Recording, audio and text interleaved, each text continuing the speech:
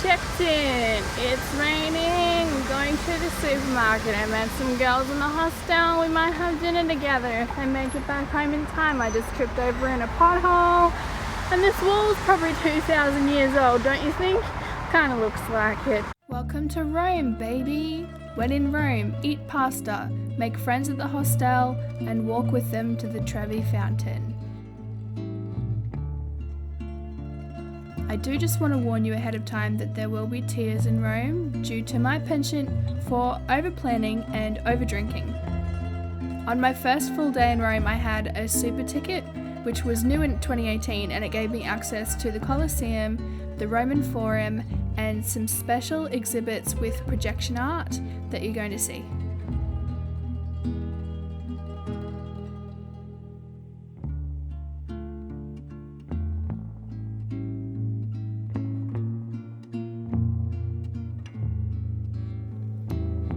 I didn't do an audio guide, so I don't know a lot of facts about the Roman Forum, except that it's a mess to understand. Everything's built on top of each other over hundreds of years.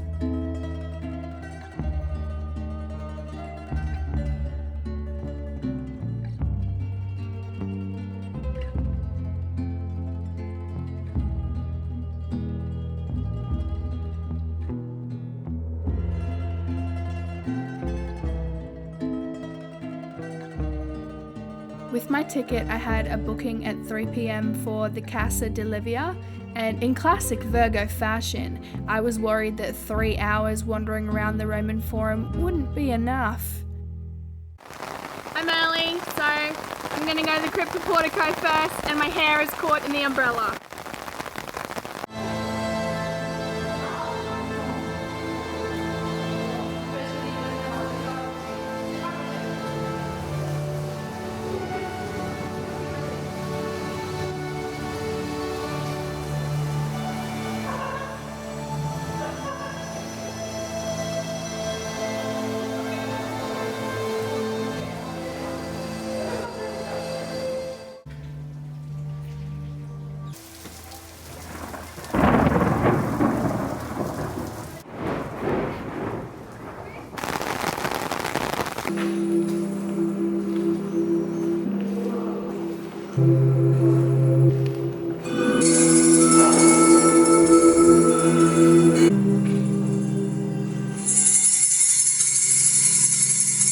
We are standing inside a lavish Roman domus, built about halfway through the 1st century BC.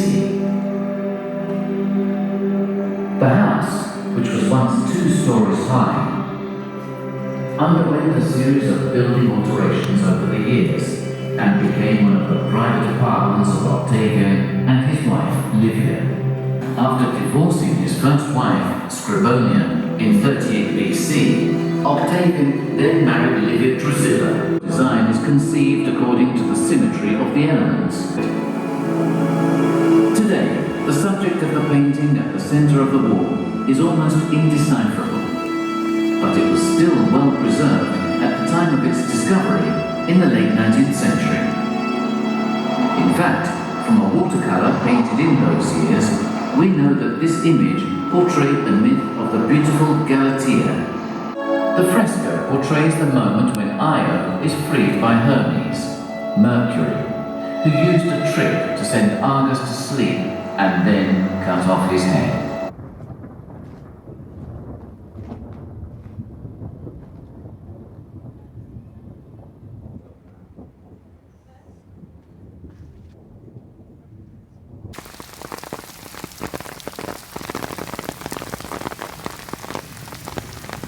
Oh dear. Well, I'm not going up there. I'm so glad I paid for both of those, the Criptoportico and the Casa di Livia, both awesome.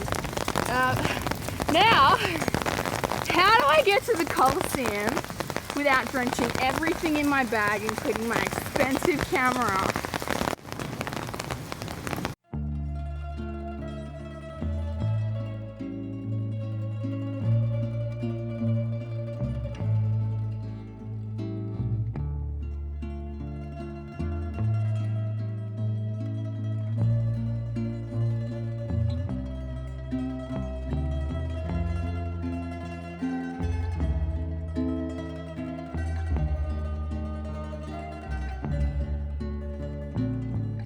House of Augustus, and next to that is the House of Romulus, which is even older, and now I'm lost. It was nice being lost though. It's a good place to get lost.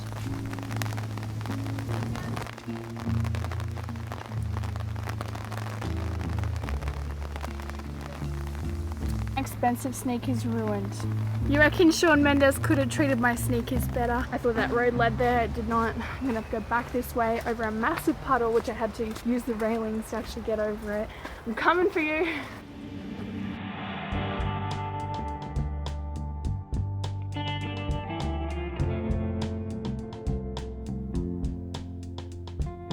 Can you imagine being a 1st century Christian about to be thrown to the lions in a place like this? It's impressive today, but it was way more impressive back then, and it even had shade cloths.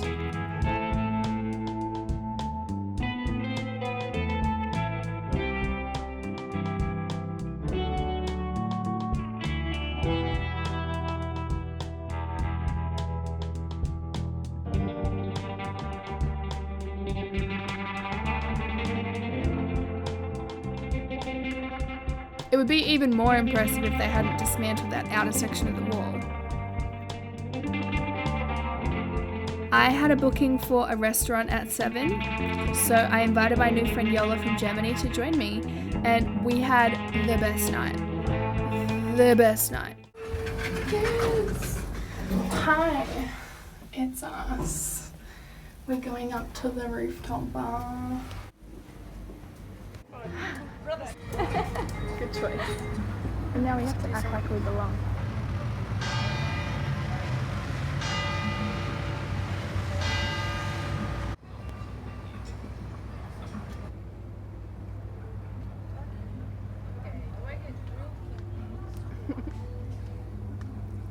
I might have had about 12 shots.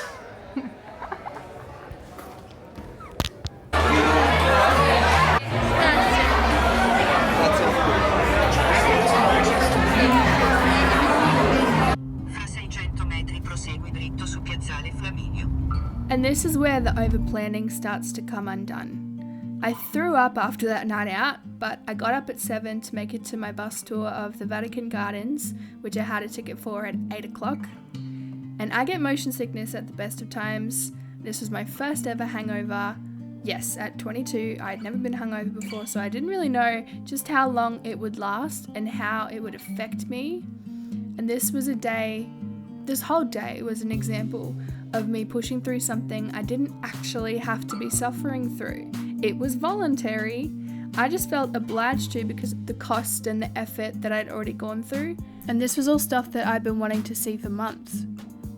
Everybody please stop spinning. That was a cool bus ride. I recommend it.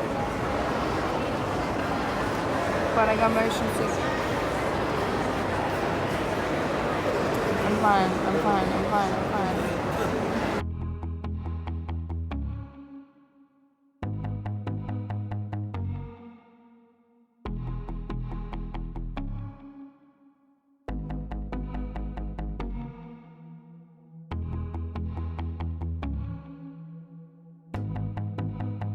There's a lot of cool stuff in the Vatican. It's a lot like the Louvre. It's crowded, it's exhausting, but it's awesome.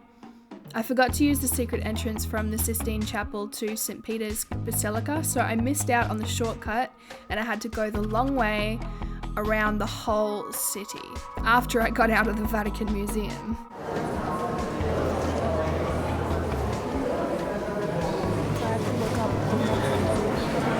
When I realised I'd missed out on the shortcut, I tried to go backwards against the crowd and I got stopped by a guard who yelled at me. I went the wrong way and I came back.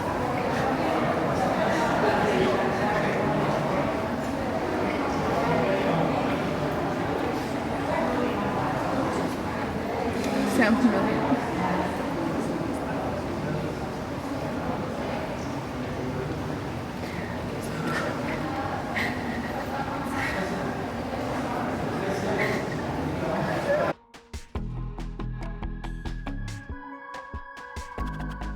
Every 5 minutes of walking, I had to find somewhere to sit for like 5 minutes because I felt disoriented and unwell. It was a hot and humid day, and my patience with crowds is short to begin with. I think I just wanted to show you the crying. There's more crying to come, don't you worry, because people only show the highlights of their holidays and they usually put a positive spin on things. Just because you're trying to justify the money you've spent. But it's an experience, it's not a static photograph. Most of my holidays have involved some form of heartbreak at some point. Worth it. Worth the wait, worth the rain, worth how sore my back is. This is worth it. All the money and everything. This place is amazing. And look, I don't want to say I'm happy, but I'm satisfied. You go through something rough and then you get to where you're going and you're like, yes, I remember why I'm doing this. And this is one of those places. I mean, tourism, it's just tourism. Like that's what you're buying into. It's a dream. You're buying into the hopes of seeing something up close and personal that you've seen in a photograph, and you will get to see that, but like lots of other stuff will happen along the way, and those are the adventures. The reality is that all the best memories from all of my holidays are the things that I didn't plan for. The surprises, the discoveries, the friends I made along the way. You can't plan for that. You can't book that in. And those are the things that make it worthwhile. The Baldacchino bald cappuccino is actually the coolest thing ever. Like, I think it's so cool. I think this whole church is so cool. It's the biggest church in the world and also one of the oldest.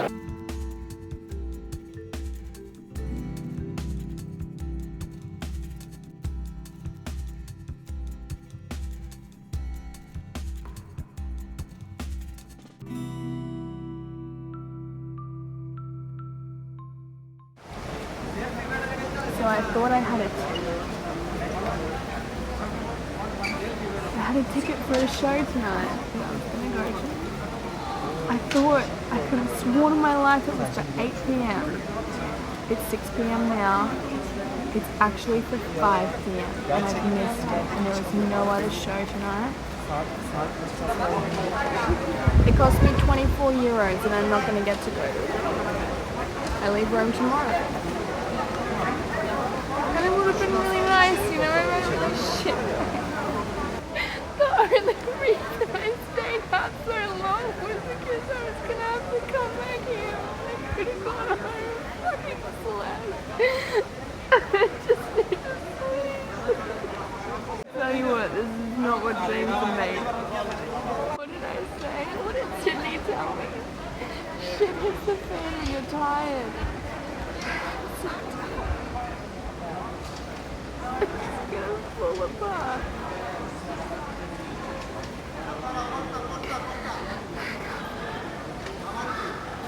I emailed them asking for a refund, hopefully I can get it. I should never book tickets.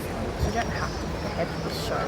I'm just like addicted to planning, and I just couldn't help myself from like filling up every fucking moment. I'm sorry I complain so much. Good things do happen. Things to be thankful for. I haven't lost anything today. Thankfully, nothing bad has happened to me. None of this counts as like bad things happening. It's just like these things do happen. Well, you made it this far. Thanks for watching. You may as well subscribe. My next travel video I think will be either Positano or Capri.